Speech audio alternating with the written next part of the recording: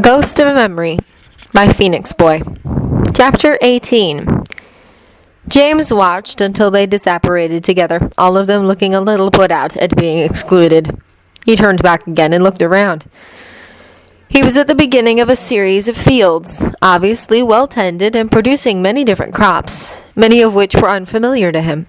Others contained archaic-looking animals that must have been ancestors of modern sheep and cows. There, in the distance, was the castle itself. It was an impressive affair, situated on the top of a hill and surrounded by a steep ditch. It was stone, and unlike at Hogwarts, it was quite obviously built for war, with only slits for windows. It certainly got the point across. A mud track led the way up to the castle, imprinted with small boots and horseshoes. Following it through the fields, James crossed the narrow wooden drawbridge and came to the huge oak doors of the castle. They were shut. He stopped and thought about it. This was a moment when having someone like Severus along would have been extremely useful. Since inspiration failed him, James pushed the door in the hope that it was simply unlocked. It swung open. The doors must have been perfectly balanced on their hinges, since the door, standing at least 5 meters high and 10 centimeters thick, was light and moved at the slightest nudge. James drew his wand and stepped in. The door swung shut behind him and he jumped. It was shadowy inside, the only light coming from a high slitted opening high up in the wall above him. "Loomis," he murmured, holding his wand up and looking around. He was standing in a huge hall, maybe 4 or more times the size of the Great Hall of Hogwarts, and twice as high.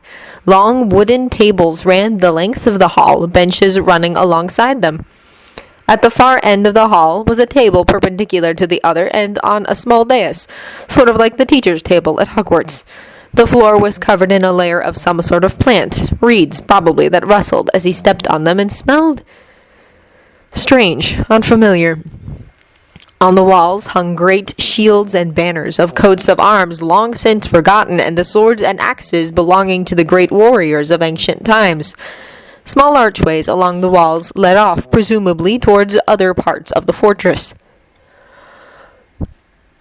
James found it particularly strange, since there were a few obvious design similarities with Hogwarts, yet it was so different, even more so in that this was a silent place, a memorial to times quite unknown to his generation.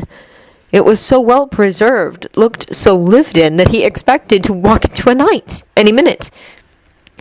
He chose an archway at random and walked into a small, dark passageway that twisted and turned as if he was in a labyrinth. At last he came to some uneven stairs and climbed up them.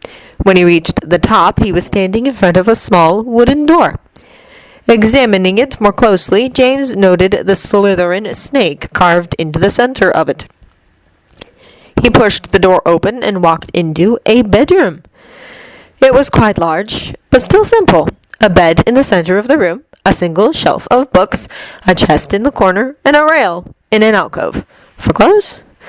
The walls were covered in tapestries, for the most part, and the floor held animal pelts that would have cushioned the room against the cold of the stone floor. On one wall, however, were 2 portraits. The first appeared to be a normal painting, a Muggle one, not moving at all. There were 2 boys in it, one of about 9 years of age, riding on the shoulders of a brawny young man.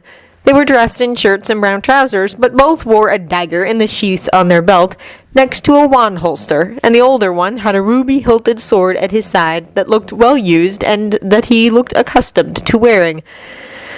They had been troubled times indeed. A carved message at the bottom of the frame read, "Godric and Salazar." It was certainly a fascinating place. James had never realized how much younger Salazar must have been, since the records stated that Godric had been 29 when Hogwarts was founded. Salazar must have been a very young man, 16 maybe. There was a sudden pop. James jumped about a foot in the air, spinning around into a crouch to notice a house elf standing beside him. They stared at each other for a moment, then the house elf bowed deeply.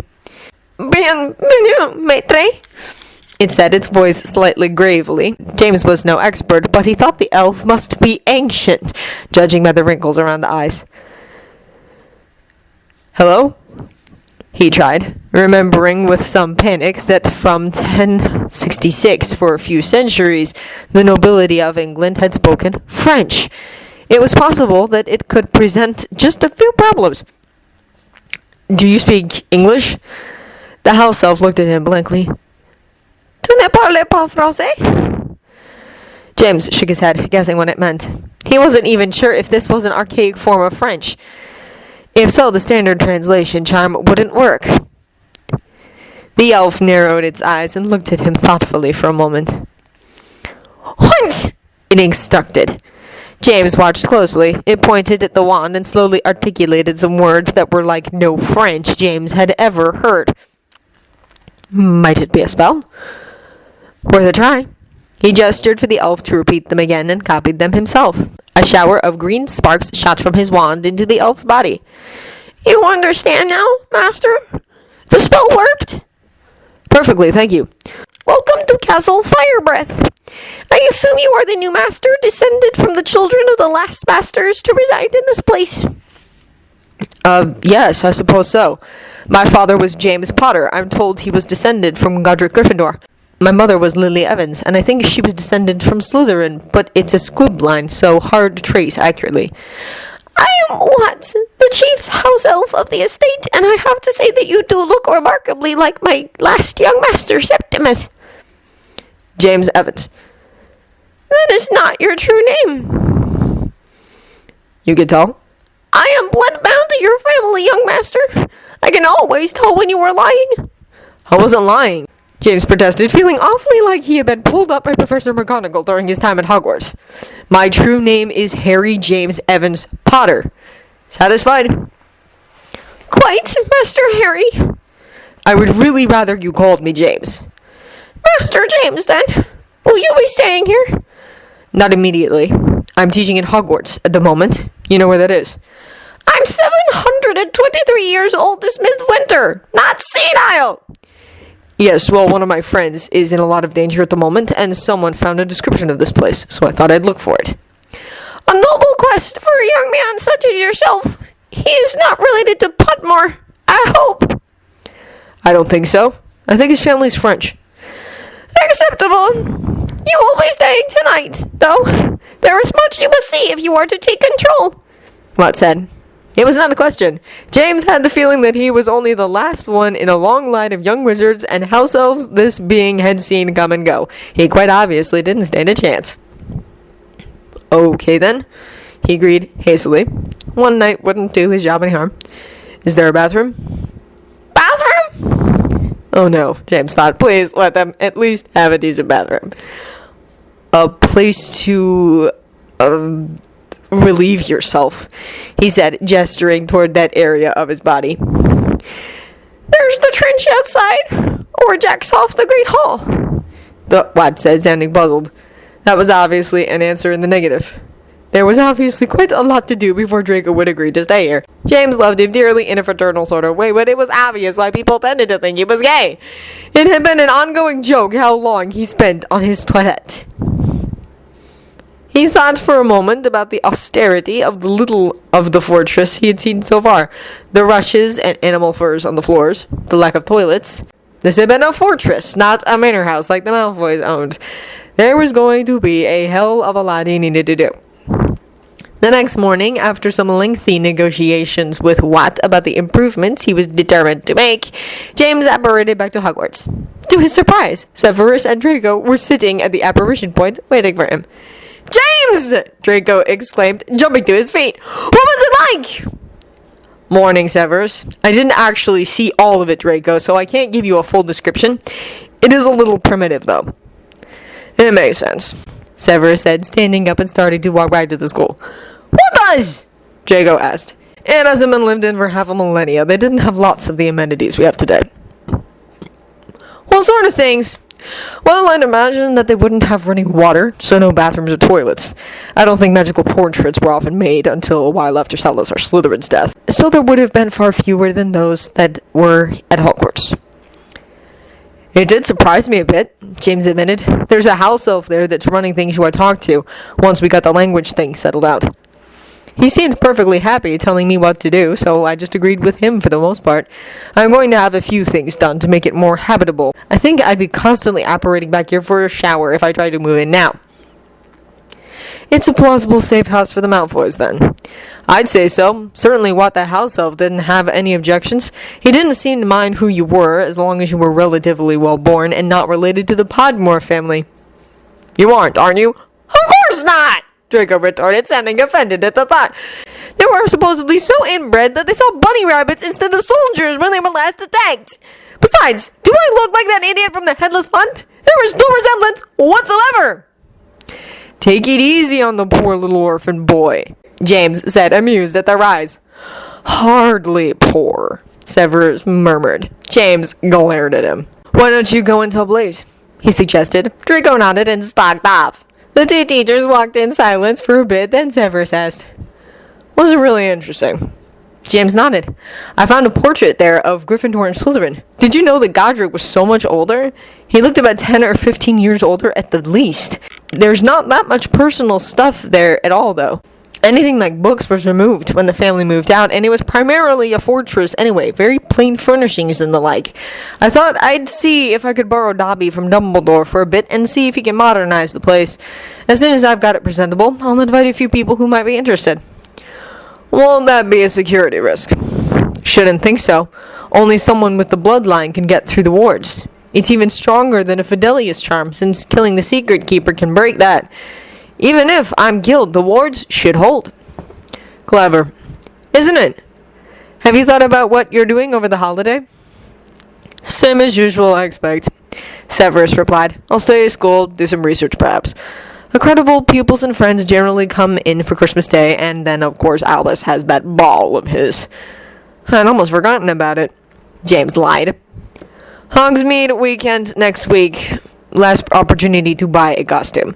I assure you that there is no chance Minerva will be allowed to forget. She, of course, managed to get out of chaperoning, and I really don't want to know how. There was a long pause. Oh, I really didn't need that mental image, James said, pulling a face. Severus checked the vicinity for students. Then the corners of his mouth turned up slightly, his black eyes twinkling with mischief.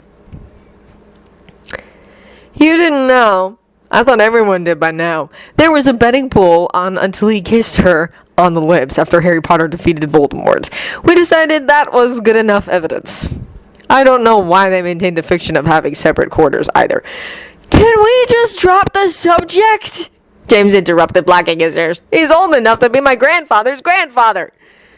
The next morning, James was enjoying a well-deserved rest. Not that he was going to lie in or anything, he had classes to teach after all. Still, he was intending to get a full night's sleep. That's when he was not impressed, when he was roughly shaken awake. He opened his eyes blearily and scowled at the offending person. It was Severus. Read this, he instructed calmly, as if rousing young men from their beds was a common occupation for him. He then watched as James sat up and skimmed through the article pointed at him. The next Dark Lord? A highly placed source within the Ministry of Magic itself has today informed us that an intelligence report has confirmed the identity of the wizard behind the recent attacks as being Lucius Malfoy, a former politician and aristocrat who is a convicted Death Eater from Lord Voldemort's regime. Lucius Malfoy is a widower. Wife Narcissa Black was executed 8 years ago and has one son, Draco Malfoy. The younger, Mr. Malfoy, reputed to be an Order of the Phoenix member and close friend of heroes such as Ron and Hermione Weasley, was unable for comment this morning. Lucius Malfoy is known to have taken part in the attacks on the Ministry during Voldemort's rising and paid hefty bribes to former Minister Cornelius Fudge, convicted as a traitor to the Ministry in 1998. It is unknown how much of his money remains in his possession, or where Commander Kingsley Shacklebolt had only this to say to our readers. Lucius Malfoy is a very dangerous man who will stoop to anything to achieve his ends. It is the opinion of many that his time in Azkaban rendered him more than a little insane. Our only advice is to take care and avoid going into disreputable areas such as Nocturne Alley alone or at night. The Ministry of Magic is doing its utmost best to ensure that he is apprehended with all possible speed. Any sightings should be reported immediately. At that, James stopped and looked up. It's certain? The intelligence report was compiled by an order member. We're sure it's him. Draco? He's not taking it well. I think he knew it was coming, but it's a shock to seeing it in print so soon. I'll come through, just let me get dressed. Could you see if Albus would excuse me from teaching today? If that's what it takes, I'll stay on the Quidditch pitch all day to keep him occupied. Certainly.